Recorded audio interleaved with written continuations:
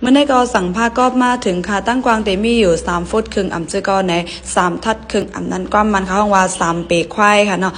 เพราะว่าพี่น้องเขาเตียนคัดข้องให้ก็ไล่ป้ากูไล่ป้าปิโตให้ตั้งผ้ากอบเขาจะแน่ในมันเดตุกกะเลยเฮาออกให้ตาก็มันจะโคเฮาค่ะใครว่าได้ก็เพราะเฮาเสือหังก้อยเนี่ยจึงกาก็มันก็มกาหังเต้ๆแล้วก็มันก็เตเป็นโคเฮากำเหนียวนั่นน่ะเนี่ยอันนี้ก็เตเป็นอยู่เฮง6 ปักไปอีก1ค่ะเงินไทยก็เตไลว่าเมาอันก้อยค่ะนะค่ะตั้ง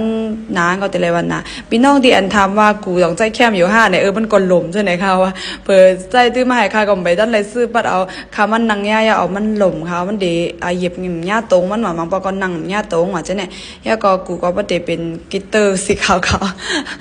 กีเตอร์ที่อันจับโคนค่ำค่ะนะคะสักโคปัดเอากีเตอร์ตกขาวลงอ่ะโอเคก็มาดูถามว่าโอ้เป็นผุนมุกโยนนั่นเนี่ยเจอค่ะนะ